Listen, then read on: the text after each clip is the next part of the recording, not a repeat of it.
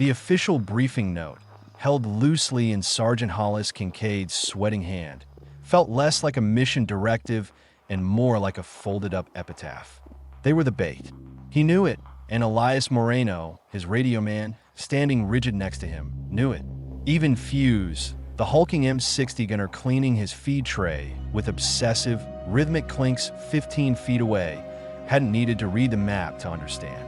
The target zone, Hill 1083, a densely forested patch of Icor, known locally as the Dragon's Tooth, was a dead-end salient, strategically useless unless the objective was simply to draw fire from the estimated NVA regiment dug in deeper along the border. General Harding, their brigade commander, had delivered the orders with that sickeningly cheerful cadence only men far removed from the muzzle flash ever acquire. Reconnaissance and force, gentlemen. We need to confirm density and disposition. Delta Company, you're the sharp end of the spear. Hollis looked past the general's gleaming boots, past the immaculate base camp where men ate hot meals and watched Bob Hope reruns, and out to the waiting Hueys, their rotors beating the humid air into a thick, vibrating soup. This wasn't war. This was arithmetic played with human lives, and Hollis and his five-man squad, call sign Sparrowhawk, were the expendable variables. The sense of profound betrayal was heavier than the 80 pounds of gear strapped to his back. It wasn't the enemy that scared him most right now. It was the officers smiling over the maps, sacrificing 5 men to save 500 rounds of artillery. Elias leaned in, his voice barely a breath above the rotor wash. They know, Sergeant. They know exactly what they're doing. Elias, the quiet spiritual one, usually the voice of calm, had a tremor in his hand that Hollis hadn't seen before. Yeah, Ghost, Hollis replied, fastening his chin strap tight enough to cut off circulation. And we're going to give them a spectacular show. But if only one of us walks out of that green hell, Elias, we make a promise right now. This mission, the real reason we're here, it doesn't get buried under some neatly typed casualty report. It doesn't become killed in action. It becomes murdered by command. That's the unspoken oath, Ghost. You understand? Elias nodded, his dark eyes reflecting the harsh afternoon sun. A silent, terrible contract sealed amidst the roar of impending flight. Doc Weaver, the new medic replacement, a 19-year-old kid from Indiana who still believed in winning hearts and minds, approached tentatively, holding his blood bags like a precious religious artifact. Sarge, are we hitting a hot LZ? Hollis forced a tired smile, the kind that didn't reach his eyes. Don't worry, document. It's just a walk in the park. A very, very wet, very pissed-off park.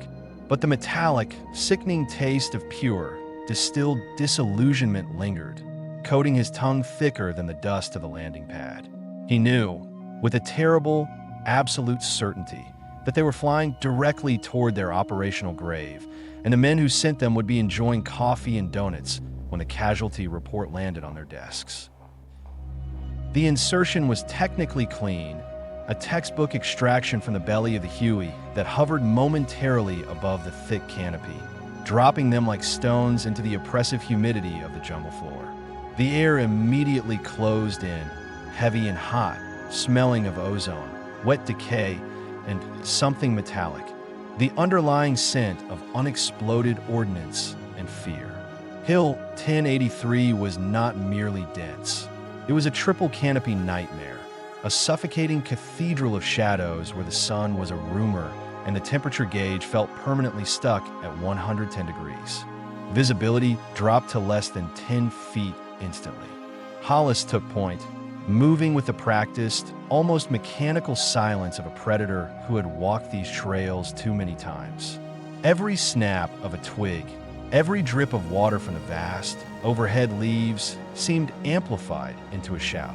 Fuse, struggling with the M60's massive bulk, kept scanning the mid-level brush, his eyes bloodshot and wary. The enemy wasn't just in this jungle. They were the jungle. Within 30 minutes of stepping off, they confirmed Hollis's worst fears.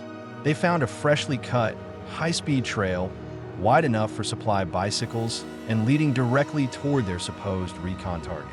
It wasn't just a handful of VC, this was a well-used arterial route for something significant. Hollis dropped low, signaling silence. He pulled out his field glasses, trained them on a movement 50 yards ahead. 2 NVA soldiers, fully uniformed, armed with AKs, moved with the confidence of men walking their own backyard. They weren't hiding. They were patrolling the perimeter of their fortress. "Ghost," Hollis whispered into the comms, his voice dry. "Tell Harding we have confirmed regiment-level traffic, heavy supply route, highly defended perimeter. Request immediate revector to Objective B or extraction." Elias, prone beside him, keyed the radio. The response came back, clipped and tinny. "Sparrowhawk, repeat mission parameters. You are to proceed to Hill 1083 and confirm density. Follow SOP. Out." The coldness of the reply, the blatant disregard for the overwhelming intelligence, was a physical blow. They had been seen, noted, and essentially told to walk deeper into the kill zone. Fuse slid up next to Hollis, his face a mask of bitter rage. "Sop, that's what they call it when they sign our death warrant. We walk in there, Sergeant, and it's going to be a slaughter. We're not Recon. We're target acquisition for their mortars." Doc Weaver, bringing up the rear, looked genuinely sick, the jungle noise now sounding less like nature and more like the heavy, rhythmic breathing of a waiting beast. Hollis adjusted his rifle grip, the plastic stock slick with sweat. He looked at the dense, emerald curtain ahead and understood that the fight had already changed. It wasn't about winning territory. It was about honoring the vow, the impossible promise to the dead they hadn't even become yet. The grind continued for 2 days, a slow-motion immersion into the green hell. They moved only during the hours of deepest shadow, covering minimal ground but maximizing their surveillance of the NVA positions. The deeper they went, the more overwhelming the evidence became. Intricate systems of bunkers, interlocking fields of fire marked by subtle, scraped symbols on ancient tree trunks, and the constant, unnerving smell of nuoc mam, fish sauce, and stale tobacco, proof of a massive, long-term occupation. This wasn't a temporary staging area. It was a military city carved into the earth. They were observers in the heart of the beast, and every hour spent waiting was an hour they were exposed. The weight of the objective, to simply confirm what was already obvious, was crushing the remaining morale. Fuse, usually just volatile, was now dangerously quiet, his eyes constantly searching the shadows for the enemy, who was always one step ahead. During a brief halt near a stagnant, insect-ridden stream, Fuse finally broke the tense silence, his voice low and dangerous, like the growl of a trapped animal. "They're not even hiding, Sarge. They want us to see this. They're flexing. They know we're too small to make a difference, and they know our brass is stupid enough to feed us to them, just to draw the line on a map." Hollis didn't try to argue. He was too busy watching the stream for tripwires or snipers positioned in the heavy ferns on the far bank. "They want us to confirm their position, Fuse. We do that, and they get to drop the heavy iron. That's the game." Elias, carefully drying the radio receiver with a scrap of cloth, looked up. "It's the sheer indifference, Sergeant. The general knows what's here. He just needs a scapegoat, proof that we tried to penetrate the line, so he can justify the heavy ordnance later. We are the sacrificial lamb for his operational report." The realization crystallized the vow, hardening it from a desperate pact into a sacred duty. Hollis put down his rifle and looked intensely at Elias and Fuse. Doc Weaver was sleeping fitfully, dreaming of Indiana cornfields, thankfully oblivious to the depth of their nihilism. "Listen to me," Hollis commanded, the jungle noise seeming to hold its breath. "If this goes south, and it will, if only one of us makes it out, he has one job, and only one job. Survival is secondary to the mission of truth. You report the scale, you report the density, and you report the explicit order to disregard intelligence. You make sure the names of the men who send us in are attached to the casualty report. If they try to silence you, if they threaten Article 15, you use the radio logs. We won't just die for nothing. We will make them pay for our deaths, not with NVA blood, but with bureaucratic shame. That is the vow. Can you live with that, Fuse? Elias?" Fuse slowly nodded, wiping sweat from his forehead with the back of a hand scarred from jungle rot. "That's better than dying for a piece of paper, Sarge." Elias, solemn and quiet, simply clasped Hollis's forearm. The pact was sealed, darker and heavier than any ammunition belt. The weight became a corrosive, psychological torture. They had reached their observation post, a rocky outcropping slightly above the main NVA trail, nestled beneath a thick cluster of bamboo that offered marginal cover. They were now deep behind enemy lines, smelling the charcoal fires and hearing the muffled cadence of NVA voices, an impossible proximity that screamed imminent disaster. The NVA weren't just passing through. They were entrenched, living, and building. Hollis spent hours looking through the starlight scope at night, watching hundreds of figures move supplies and set up fresh defensive positions. He saw engineers constructing what looked like a massive tunnel entrance just below the ridgeline, a gateway to a far larger underground system. The scale was staggering. They weren't a regiment. They were a division, or close to it. The silence was the worst element of the jungle. It wasn't the natural silence of a forest. It was the weighted, pre-combat silence of an adversary waiting for the wire to trip. It meant the NVA knew they were there. They weren't hunting Sparrowhawk. They were maneuvering to ensure Sparrowhawk couldn't escape. The enemy was patient, efficient, and, terrifyingly, entirely predictable based on HQ's own stupidity. Doc Weaver was fraying badly. He was suffering from chronic diarrhea, his malaria suppressants weren't working, and his youthful idealism had been peeled away like sunburnt skin. He hallucinated occasionally, seeing the faces of his high school sweetheart and his mother superimposed onto the shifting leaves. Hollis found him one morning, staring blankly at a gigantic millipede crawling across his canteen, muttering about how unfair it was that they were risking their lives to prove a point the generals already knew. Hollis had to physically shake him back to reality. "Doc, stop focusing on them," Hollis whispered, pointing into the jungle gloom. "Focus on this. Focus on the 10 feet around you. That's the only world that exists right now. If you think about the maps or the politics, you're already dead." Yet, Hollis himself couldn't shake the political horror. The intelligence they were feeding back was precise. Coordinates, troop numbers, tunnel locations. And the response from HQ remained the same drone. Confirm density. Maintain observation. Support will be available upon request, pending confirmation of hostile disposition. They were confirming hostile disposition with every breath they took, but HQ required a body count or a full-scale firefight before they would risk an extraction. The generals wanted blood on the carpet to justify their bombing campaign, and Hollis's team was paying the down payment. Fuse had resorted to tracing the outline of his machine gun's trigger guard with a finger, a ritualistic movement, preparing himself for the inevitable explosion. Elias, however, seemed strangely calm, almost resigned. He polished the copper wiring of his antenna, meticulously recording every radio transmission, knowing those recordings were their only insurance policy. They were no longer soldiers fighting a war. They were unwilling martyrs documenting their own execution, waiting for the shadows to finally coalesce into the killing stroke. The sun finally broke through the canopy, momentarily blinding them. A brief, brutal flash of unwelcome visibility in their world of perpetual twilight. It felt like a spotlight illuminating their execution ground. The confirmation came not as a grand assault, but as a calculated, surgically precise probe. It began with the distinct whomp of a mortar tube, followed 1.5 seconds later by the earth-shattering percussion 50 yards to their left. It was perfectly ranged, expertly timed. They weren't testing the water. They were testing the depth of their defense. Hollis immediately knew the NVA had them pinpointed and were just adjusting the instruments.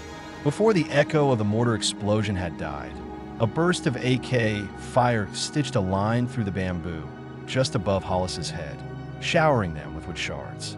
The ambush had begun coolly and professionally, designed not to overwhelm immediately, but to fix them in place for the heavier weapons coming up the trail. Contact. Northwest. Fuse. 10-round burst. Traverse left. Hollis screamed, slamming a fresh magazine into his M16.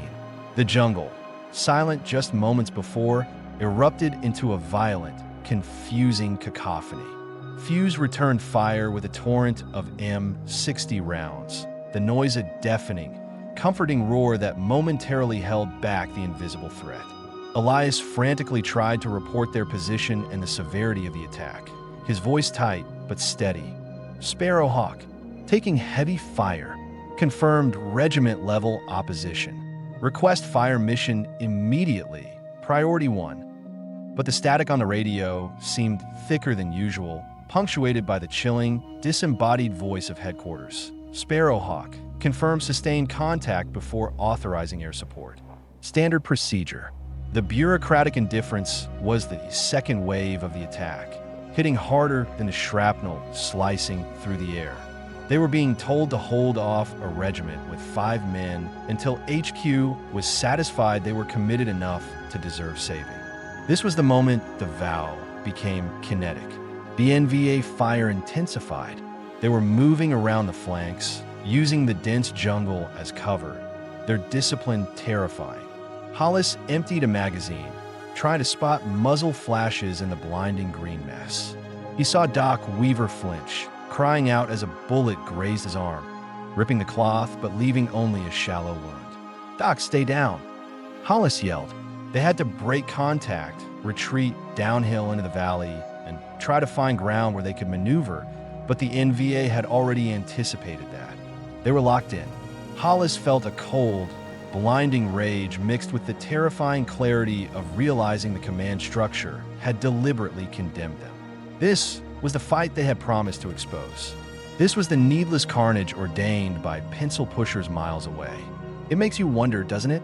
When the rules of engagement are designed not to protect you, but to protect the careers of the men giving the orders, where does a soldier's loyalty truly lie? Is it to the flag, to the uniform, or only to the 4 feet of dirt where your battle buddies are bleeding next to you? Take a moment and share your thoughts in the comments below.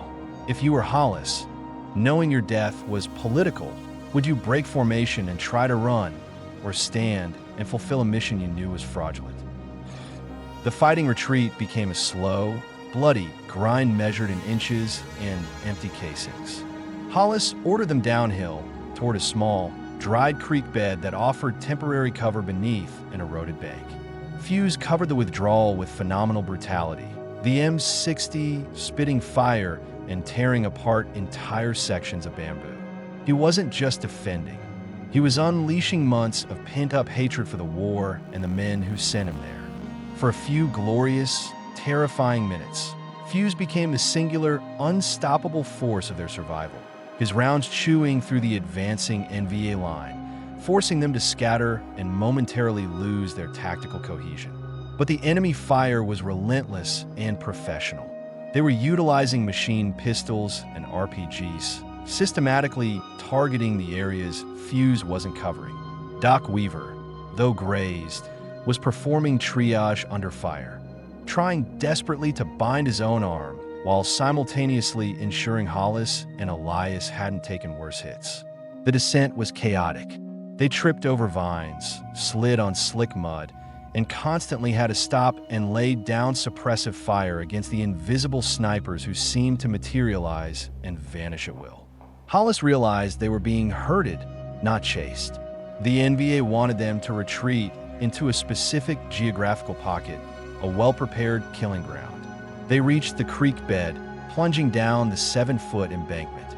The air here was marginally cooler, the damp earth offering brief protection from the direct small arms fire. Hollis immediately spotted the hazard. The creek bed was a trench, perfectly suited for grenade traps and close-quarters ambushes. "We can't stay here. We have to move laterally," he screamed over the returning fire. But just as he spoke, the distinctive metallic clang of an incoming rifle grenade hit the bank 5 feet away. The explosion was deafening, showering them with dirt, rocks, and shrapnel. Fuse cried out, a guttural sound of pain, dropping his M60 momentarily. Hollis scrambled over to him. Fuse's left thigh was shredded, bleeding profusely, but he was still conscious, his face pale beneath the grime. "Don't stop, Sarge. Keep moving. I can still feed the beast," he gasped, grabbing the M60's pistol grip, trying to pull himself back into position. Elias, his face streaked with sweat and dirt, was desperately attempting to raise support again, whispering into the radio handset, practically begging for artillery cover. Zulu, Sparrowhawk is compromised. Estimated 150 hostiles in the perimeter. We need immediate suppressive fire on coordinates Sierra 4-1. The response was the same soul-crushing refusal.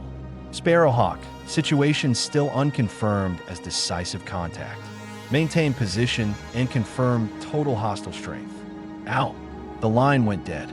Hollis felt his blood turn to ice. They were being intentionally left to die, used as a fixed target for intelligence gathering. The vow was no longer a theoretical contract. It was the only thing standing between them and pointless oblivion.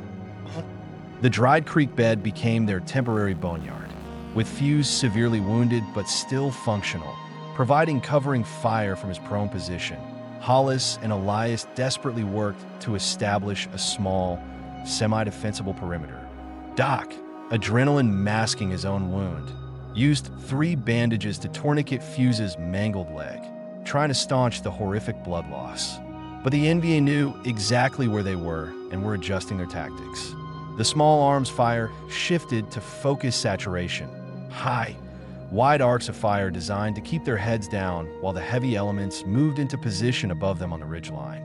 Then came the unmistakable sound of approaching mortar fire, not the probing rounds from before, but a coordinated volley. Elias, who had briefly managed to restore communication, suddenly yelled, "Incoming!" and plunged in a muddy bank just as the first round struck 10 feet away. The air filled with scorching heat and the terrible ripping sound of metal fragments tearing through everything.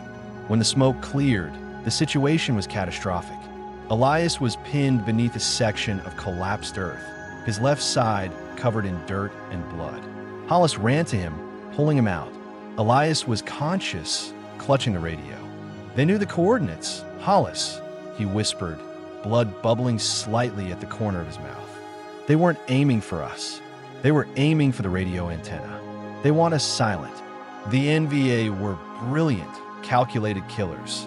They weren't just eliminating the squad. They were ensuring their cry for help was muffled by the earth itself. Hollis saw the dark, spreading stain on Elias's shirt, right over his ribs, and knew the medic couldn't save him. Meanwhile, the NVA, emboldened by the mortar strike, began their final push down the banks. Figures in dark green uniforms, bearing fixed bayonets, started scrambling over the ridge, closing the distance rapidly. "Fuse!" Hollis screamed. Fuse, already weak from blood loss, struggled to rotate his M60. He let loose a final, magnificent belt of fire, cutting down 3 advancing soldiers, buying them precious seconds, but the effort clearly cost him the last of his strength. Hollis knew the moment had come. They couldn't run, they couldn't fight this many, and the vow had to be honored. "Ghost the logs," Hollis urged, tearing the notebook from Elias's radio pouch. Elias squeezed his hand. "Tell them, Hollis. Tell them the cost." His eyes glazed over, the life draining out as quickly as his blood. He died silently, his hand still clamped to the useless radio handset. Hollis felt the profound, gut-wrenching pain of losing his spiritual anchor, instantly replaced by the cold, clear focus of duty. He grabbed the radio logs, tucking them deep inside his waterproof ammo pouch. The NVA were now just 30 feet away. The loss of Elias was the catalyst that transformed Hollis from a soldier fighting a losing battle into a man executing a sacred final directive. With Elias gone and Fuse unable to move, Hollis knew he had to choose who to save, and more importantly, how to preserve the truth.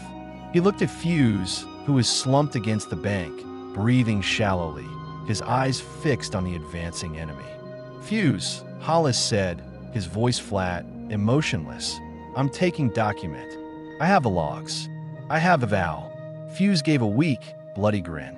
"Go, Sarge. I'm giving you 5 minutes. Don't look back."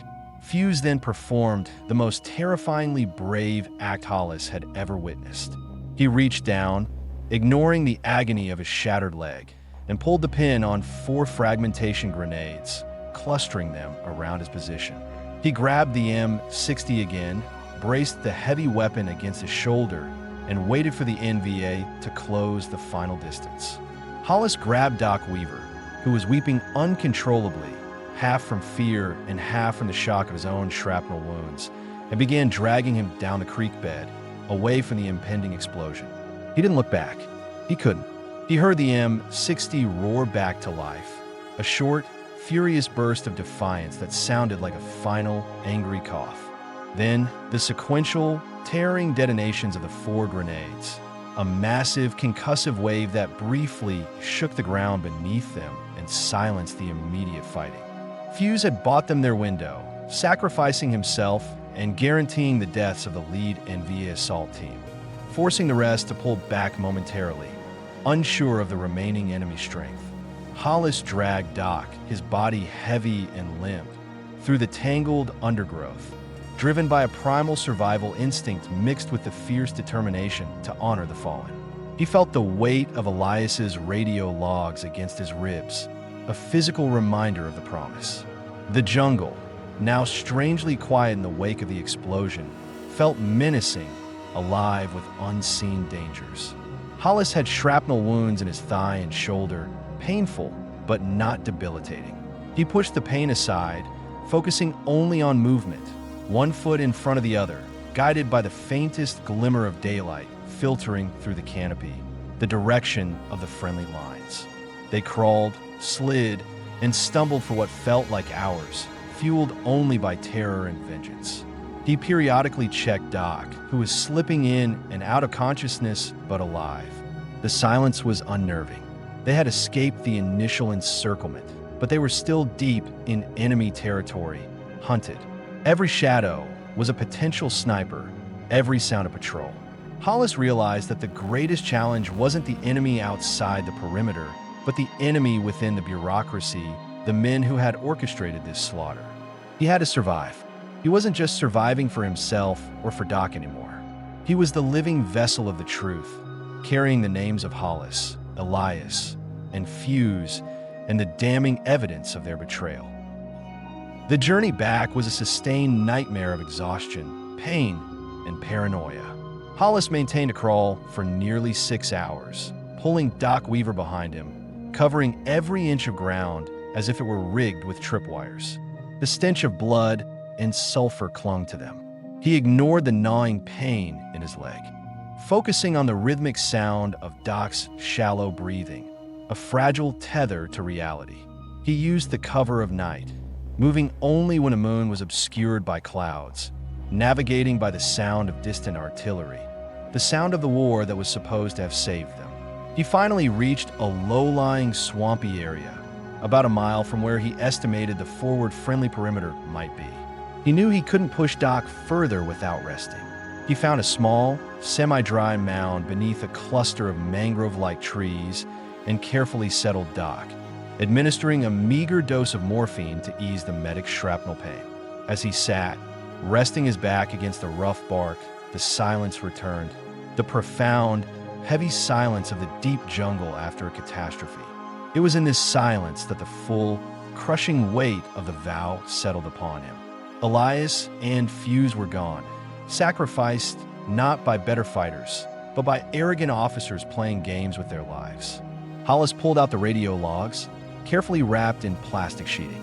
The precise coordinates, the specific times, the repeated, cold refusals from command to provide support, all meticulously documented by Elias.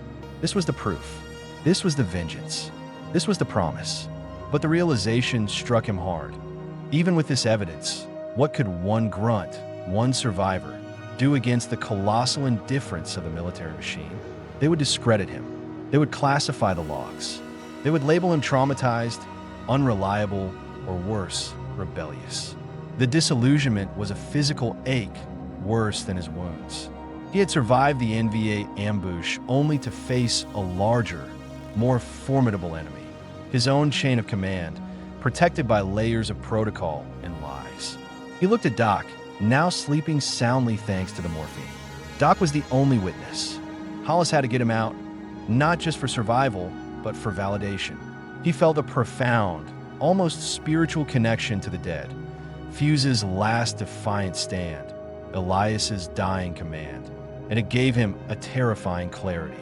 He would use the logs, and if they failed, he would use the truth, no matter the personal cost. He checked his ammunition, 3 magazines left, enough to fight his way into friendly lines, or, if necessary, to hold off anyone who tried to stop him from telling the story. The jungle waited, breathing its wet decay, but Hollis was no longer afraid of the shadows. He was afraid only of forgetting the faces of the 2 men who had died believing in a shared, impossible truth. The final breakthrough was agonizing. Just before dawn, Hollis risked moving again, semi-carrying Doc on his back, using the cover of a dense fog that had rolled in from the coast. He stumbled upon a tripwire, fortunately rigged only with flares, not grenades. The sudden, violent burst of red light and the hiss of the flare immediately drew attention. Within minutes, he heard the unmistakable sounds of American voices, a patrol from the 101st Airborne, sweeping the outer perimeter. He screamed, a hoarse, rag sound ripped from his throat, identifying himself as Delta Company, Sparrowhawk lead. The patrol rushed in, weapons raised, finding 2 bloodied, mud-caked ghosts emerging from the jungle mist. The relief was instantaneous, overwhelming, and immediately followed by the clinical efficiency of extraction. They were quickly stabilized, evacuated by chopper, and flown back to Da Nang for immediate medical attention. At the aid station, surrounded by the blinding white light and the sharp smell of antiseptic, Hollis was treated for shrapnel removal and dehydration. His physical wounds were minor compared to the gaping hole left by Elias and Fuse. But the real fight began immediately upon his recovery. When he was deemed fit for interview, he was taken not to a debriefing, but to a small, windowless room where 2 impeccably pressed intelligence officers waited, their faces smooth and indifferent. Hollis laid out the facts: the NVA density, the tunnel systems, the deliberate refusal of support, the final sacrifice of Fuse and Elias. He provided the coordinates and the troop movements, confirming everything the generals already suspected. Then, he produced the radio logs, the primary evidence of their abandonment. The senior IO, a captain named Doyle, took the waterproof pouch, examined the logs with a slight, patronizing smile, and placed them in a binder. Sergeant Kincaid, Doyle said, his voice maddeningly calm, "We appreciate your sacrifice and your dedication. However, your recollection of the radio traffic may be influenced by combat stress and temporary psychosis. The official mission report states that Sparrowhawk was overrun due to unexpected enemy tenacity, after requesting a standard withdrawal too late. The logs will be categorized as potentially compromised and filed." Hollis felt the blood rush to his head. The system, the very machine that demanded their lives, was already dissolving the truth, burying the evidence before the bodies were even cold. They died because your general wanted a body count to justify his bombing runs. Hollis spat, the control he had maintained for 3 days finally snapping. Doyle's smile hardened. "That is a serious allegation, Sergeant.